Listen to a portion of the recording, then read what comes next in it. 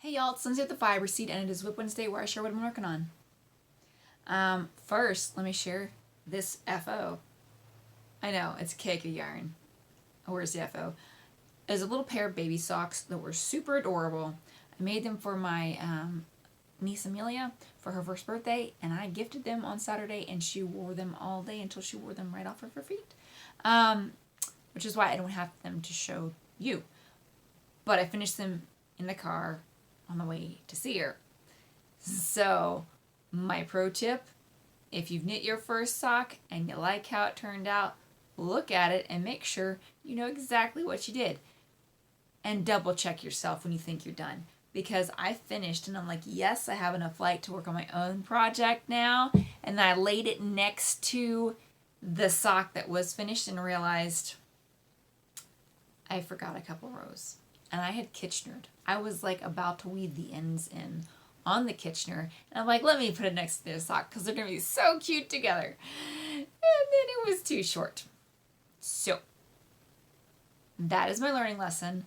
Always double check before you go into the next portion of what you're working on. So, I should check before I started doing the toe decreases to make sure that I had done the right amount of rows of the actual instep. So, I had to tear out my Kitchener, and then I had to rush and join at the top of the sock so that it did not bother her when she started to walk on the socks. And I added that much more sock. But they were adorable. You just got to imagine it. Anyway, I used an Ann Norling pattern. It's the Basic Baby and Kids sock by Deidre Wallace. It is a print pattern that you can only find at a yarn shop. That's what mine looks like. I have had this for like 12 years now. So, that's that. This is Penelope's yarn. I'm going to be turning into a sweater. I have not picked it yet. I'm going to sit down with her with all the suggestions y'all have been giving me. Thank you so much. And I'm going to let her pick which one she wants her sweater to be made into. So that'll be a fun little project for her. And then I have a project for me. Well, it is my project, but I need to have it done very quickly. This is my Panglossian by Morthunder.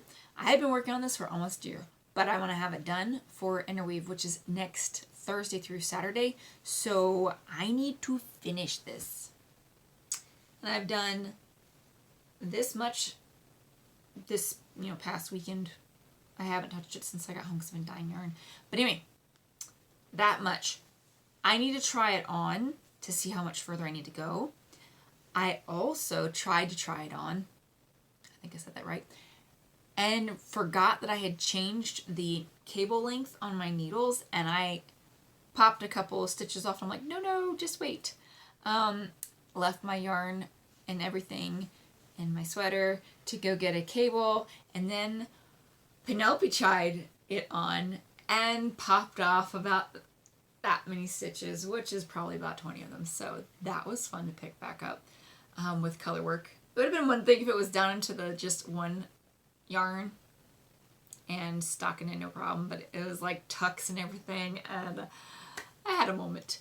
But anyway, I'm super excited about this because I am so close. It's in Sprout DK, so I can probably get this done before maybe I even leave next week. Hopefully that's the case, because then I won't have to steam block it in the hotel, because I've also done that before.